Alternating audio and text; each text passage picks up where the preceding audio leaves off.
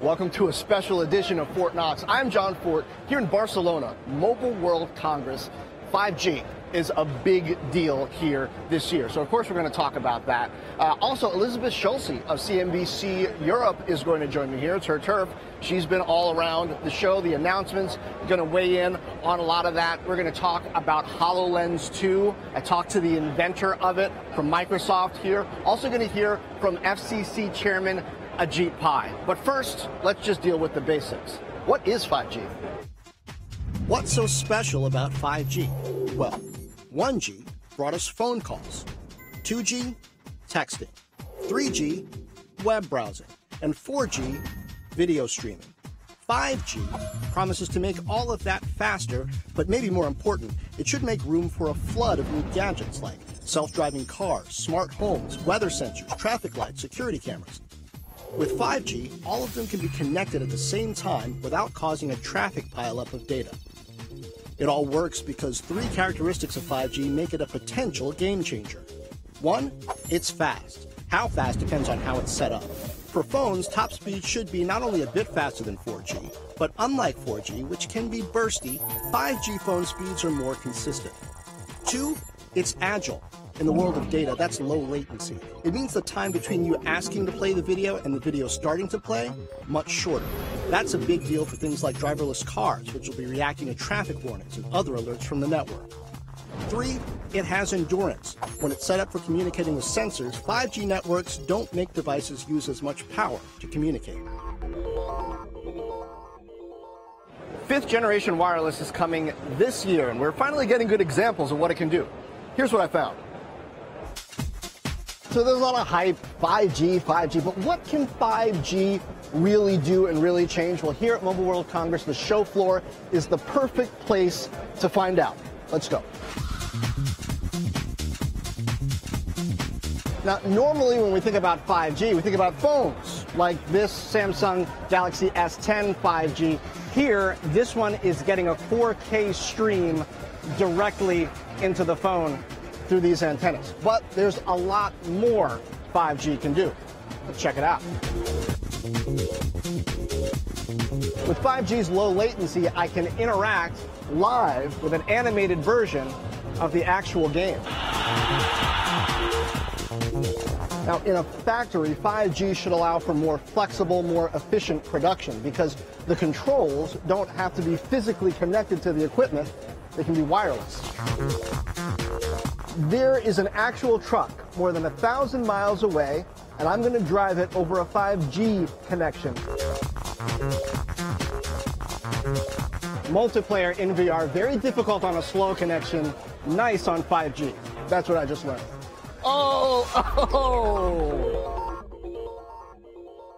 CNBC's Elizabeth Schulze joining me here now. So ping pong was fun. Yes, Brad beat me, but it was fake ping pong, so I don't know if that counts. Yeah. So what was the coolest thing that you saw? You've been walking all around this hall too. I'm walking around, getting a lot of steps in. So I went to this booth of a company called KT, which is a big Korean telecom. And they actually did the first 5G demo during the Olympics a couple years ago. So they're pretty proud of that fact, and they're showcasing a lot of their 5G stuff like everyone else here. They have a demo where you're in kind of a spaceship and you can see a satellite. And you're looking down, on a beach, and you essentially are seeing from space the beach in real time because that low latency is so fast. You feel like you're on the beach while you're up in space. Yeah, that probably helps when you're an astronaut stuck up in space. Yeah, I mean, either that or it makes it really bad because you really, really want to be on the beach right now. You also saw, we're going to talk about this a little later, some foldable phones. Yep. To start out here, when I got here on Sunday, Microsoft was launching HoloLens 2, so augmented reality, pretty big deal. Normally Samsung kicks things off, but Microsoft was out in full force. I talked to the creator of HoloLens, technical fellow Alex Kipman, about how 5G and mixed reality are going to interact. I think ultimately 5G is a technology that will give us much more throughput cloud to edge. I mean, if you think about, mixed reality or augmented reality in terms of, what it takes to compute all of this artificial intelligence on the edge, these are things that require a lot of data, all the data from all of these sensors, and all of the compute has to happen locally. because it's just not feasible to send all of this information to the cloud and have it come back in real time for you to process something as, where are you gazing? How are you placing a hologram in a space? With the advent of 5G, what it enables us is to essentially start being able to now have a symmetrical edge to cloud platform for all of this artificial intelligence, which ultimately will allow us to do low latency AI on the edge, but high precision AI in the cloud.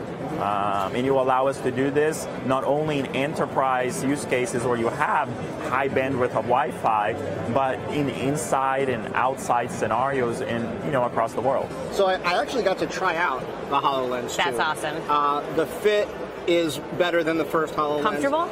It's comfortable, the viewing area, but one of the things that tripped me up about it at first was you're actually having to move through space. Like I kind of assumed everything would be in arm's reach. Yep. But some of the stuff is like way over there and you have to actually walk over to push a button. It's cool. But could you tell how real was the image? Because that's a lot of at the event, right? They're saying this looks like exactly a real thing superimposed on real life. Did it feel like that when you're looking at it? It did, but part of it, because it's mixed reality, the thing that I was looking at, that engine was actually there in the room.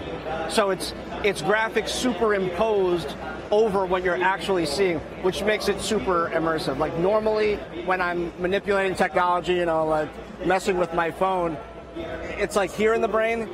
This was like amygdala level. Oh my gosh, what's about to happen to me? So let's talk about foldable phones. That was the big headline coming out, because Samsung came out with the Galaxy Fold the week before Mobile World Congress. Huawei launched their Mate X here, and probably a lot of people are wondering, are foldable phones going to be a big deal? Why do we really need foldable phones? I talked to an analyst, Bob O'Donnell, about exactly why we need them.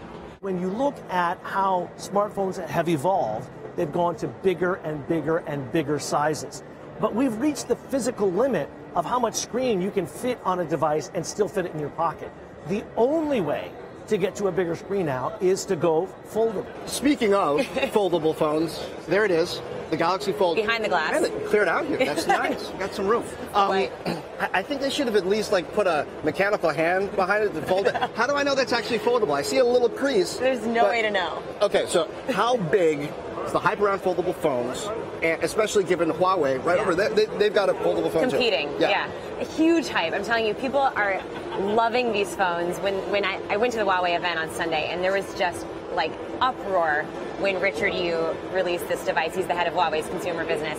And the idea mostly is that this is a super innovative product that the smartphone industry has been lagging for a while. Yeah. And that people might even be willing to pay these crazy price tags. Over $1,900 for that one. $2,600 for the Huawei phone. Now people lost their minds over a $1,000 iPhone 10. Yeah. Is this realistically, is that going to happen? I think that this is a luxury product right now. It's hard to know how many are out there, given that we're only seeing it behind the glass. It seems like their idea is to appeal to the people who really are gadget lovers. They want these phones in their hands. They want to have this really innovative category of device, be the first ones to try it, and then hopefully they can sell enough of them to fund eventually lowering the price and getting a bigger audience to have them in their own hands too. Yeah, I don't think I'm going to do the foldable thing personally. But we'll see. Tablet and a phone in one? Yeah, maybe it is the future of the. Ajit Pai, the chair of the FCC, was here. We talked about Huawei because Huawei makes more than phones. They also make network equipment, and there's questions that the U.S. has raised about the security of that. We also talked about privacy because 2.5 years ago, Ajit Pai, before he was chairman of the FCC, wrote a dissenting opinion that had to do with privacy. He was saying we need to look more at not just the ISPs, internet service providers, how they handle data, also the social networks. Seems a little pretty prescient, yeah. Seriously. Take a listen. 2.5 years ago, I made the argument that online consumers have a uniform expectation of privacy. Regardless of what type of company holds their information, they want that information to be safeguarded. the Obama FCC decided, no, we are going to single out internet service providers for asymmetric regulation while giving Silicon Valley tech giants a pass. And I think the folly of that approach has been revealed in the last 2.5 years. In fact, over the last week alone, the Wall Street Journal report about Facebook, the disclosures about Google Nest, have highlighted the fact that the tech giants have essentially no privacy regulations at all. And so that's why you see a bipartisan consensus forming in Congress and among some of the agencies, the Federal Trade Commission, among others, that something needs to be done about this issue. So what can you do? I mean, your argument before was put the ball in the FTC's court, but right. Can the FCC lead on this? So the FCC does not have jurisdiction over tech companies like Google and Facebook. That would be a decision for Congress to make, and that's one of the reasons why Congress is examining, should we beef up the FTC's rulemaking and enforcement authorities to give them the tools they need in order to enforce consumer protections. Want to ask about Title II net neutrality with now Democratic House, with some states pushing back against your actions on Title II. Are you making any kind of a different argument, or can you point to specific data points over time to bolster your point of view? Because, again, there's increasing pushback. Oh, there's no question there's political pushback, but if you look at the facts, a year and a half ago when we made this decision, some proclaimed it the end of the internet as we know it. A year and a half later, a Recode report pointed out that speeds in the United States were up 40% from December of 17 when we made our decision to December of 18. More homes than ever before are connected with fiber. We've seen the digital divide closing, where a recent report from the FCC shows that it's closed by 25%.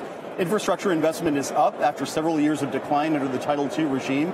So the internet, as we know it in the United States, is stronger than ever. And because of our reforms, Cisco, ABI, and others have projected that, especially when it comes to things like 5G, the U.S. is positioned to lead. And that is part of the reason why we've adopted, not just on the Title II, but a whole variety of issues, a forward-thinking approach. Instead of litigating these tired political debates of the past, let's look at delivering value for consumers in the future. That's exactly what we've done. Seen some conflicting data on infrastructure investment. How do you gauge that in particular when it comes to the effectiveness of doing away with Title II?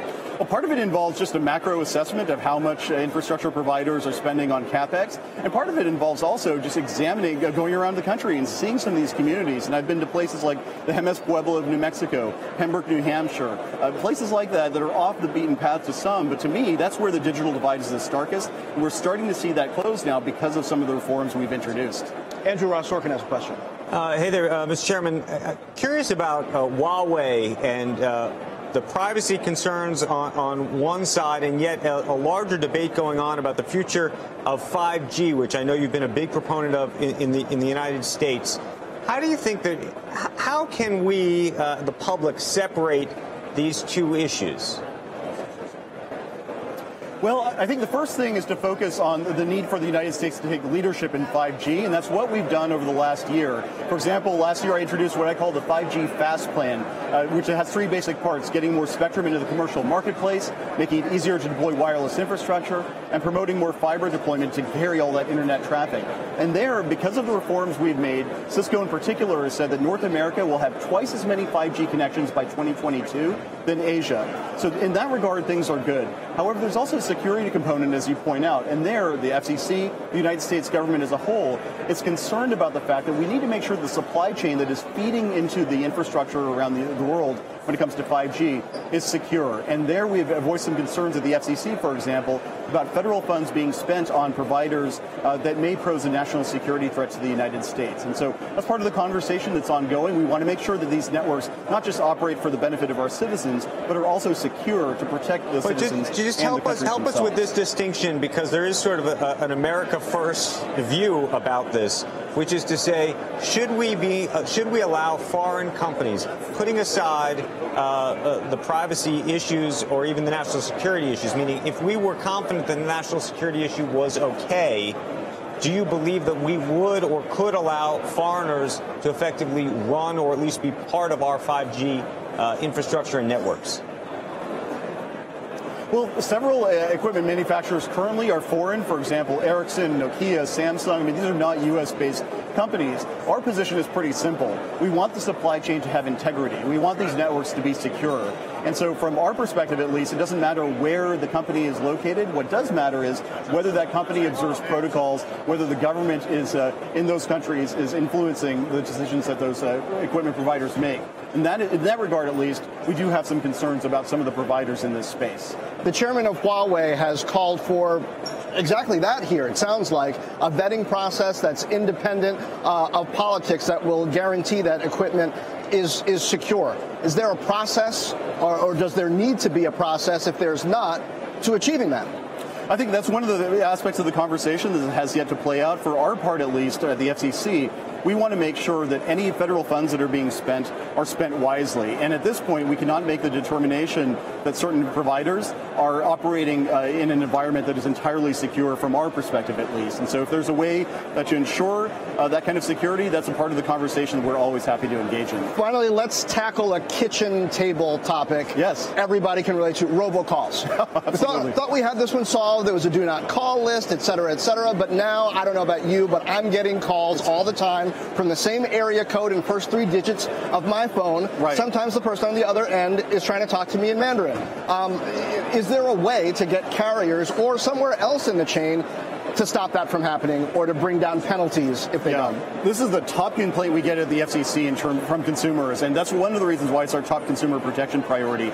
Recently, I told the industry, look, we need to adopt call authentication, essentially a digital fingerprint for every single phone call this year, and we need to have it now, otherwise there's going to be a regulatory intervention. Additionally, we've empowered some of the carriers to block calls that are obviously spoofed, so if the same area code, the next 3 digits are the same, we want to empower them to take action. In addition to that, we've really beefed up our enforcement efforts. The largest fines in the FCC's 85-year history have been imposed on robocallers who've been bombarding American consumers with these scam calls. And so that's part of the problem, is that because of the internet, we can get all these calls from abroad, even if they seem to be coming from a local source. And so we want to make sure we stamp out that problem. And hopefully this time next year, we can have a conversation without you being bombarded with some of these calls. I hate robocalls. Really? Yeah. Who likes them? Do you get robocalls in Europe? You live in Europe now. I get a few, but honestly I get a lot less than when I lived in the U.S. I live in New York, but I have a San Jose area code. And you know how they spoof the first 6 digits of your number? I actually get people speaking Mandarin in recordings on my robocall or something. Back when I answer them by accident, which rarely ever happens. But that's a privacy issue. There are more deeper privacy issues we talked about. Facebook, the way I understand that one, there are some apps that have been using Facebook's analytics software. You don't even have to have a Facebook account for those apps to send information about your device, about you, to Facebook. I mean, pretty serious stuff. Pretty scary. What this kind of is all getting at is this idea that Facebook might not be asking for enough consent when it comes to like its user settings. So if you sign on and you click that one time, okay, yeah, I approve these settings, and it gives a blanket way for them to get anything you've ever done in your location, any app you sign into, even if you've deleted the app or you've signed out, it's a little scary for people. But the part about this that gets to me, it's not even just Facebook. Yeah. It's apps using Facebook's platform. It's like this culture of invasion when it comes to data is spreading. And I mean, at least Europe's got GDPR. Yes, I love GDPR. Said no one ever. Seriously, what this is about is that at least there's a framework for how to kind of stop this. You know, Europe does not have a lot of big tech companies. That is not a secret. There's really no equivalents to Facebook, Google, Apple, really no equivalents to the Chinese tech companies that are competing with the U.S. companies. But what Europe does try to have is strong rules and regulations. And they've come out with this GDPR to try to say we're still going to lead the way in tech with this space. And so far, we haven't seen a lot of hard action. The fines for GDPR can be really big, billions of dollars. We haven't seen that yet. But the recent Facebook news, there's been some developments with Facebook specifically around consent, around antitrust, the fact that its platform is just so big that companies are using it. They don't even know they're using it sometimes. Here's the part that confuses me, though, about Europe. Yeah. Really big on privacy when it comes to American social networking, internet companies, but Huawei phones are everywhere. Everywhere. People love Huawei phones here. They're obsessed. Why no paranoia when it comes to the whole are the Chinese spying on us thing? Here's the thing. I was actually asking an analyst about this today because these devices that Huawei releases are pretty high tech. And consumers here see maybe the foldable phone, or maybe Huawei's Mate series. They have a bunch of mid-price phones that are much more accessible than the $2,600 foldable, and they have really good technology in them that, in some ways, is better than Samsung or Apple. I mean, this whole Samsung, you had the Air Power charger for Huawei released in the fall, and that's a big feature of Samsung's new Galaxy S10 set. So I think that European consumers are willing to overlook some of these Huawei fears, especially because there hasn't been hard evidence that has been come out and it's publicly available to say, I'd rather have this device and use it and until then, and if privacy is a real issue, maybe I'll reconsider, but I'm going to take advantage of it for now. This conference is a pretty big deal for Europe, for Spain, and at another convention center, they're having for YFN 4 years from now. It's supposed to be like a startup showcase. In the past, there's been a lot of fintech focus there, and I think partly because there's so many legacy of so many different countries, so many different currencies in Europe. In the past, fintech is interesting to people. What are you seeing in your reporting outside of Mobile World Congress about not the big companies that are coming here just to show up Mobile World Congress, but how innovation's doing around here? Fintech, it's so good you raise that, because that's the place where Europe is trying to get an edge on Silicon Valley and on China. They say, okay, we might not have the chip capacity, we might not have the AI, we probably don't have some of the 5G kind of, You're starting to make me feel bad for Europe. I know. I mean, they have Nokia and Ericsson. I know you talked to Ericsson earlier this week, and they are a leader, but that's the equipment side, and a lot of the actually bringing it to market and monetizing it. It's like just not there from companies in the same way it is for some of the other carriers. So, anyways, fintech is a place where there's a lot of innovation. In London, even despite Brexit and all this other stuff that's happening in London, we're seeing a lot of companies coming out of London that want to expand in Europe and have expanded in Europe, and are even looking at the U.S. to try to take on some of the fintech companies in the U.S. and pretty, valuable models there that are worth looking at least looking at kind of the innovations that they're coming up with from a consumer perspective. No fees, really easy to use, very secure, so they say. Solid companies, still really small though, comparatively. As a consumer in Europe, when I'm visiting for Mobile World Congress or occasionally on vacation, I really like the technology for payment. Like, that's always ahead. Yeah. And I guess we'll see if they end up using 5G in those sorts of ways for payments for fintech. Apple Pay is huge here. I was shocked when I got here how every single vendor takes contactless. Apple Pay, I use it on the bus, I use it on the metro. I mean, it's honestly as big here as it wants to be in the U.S. So in some ways it is leading the way in adoption, even if it's not the actual technology coming out of countries here. Great time at the Visa booth here at Mobile World Congress last year, looking at exactly that stuff. Well, that has been Fortt Knox from Mobile World Congress. Thanks for being with me.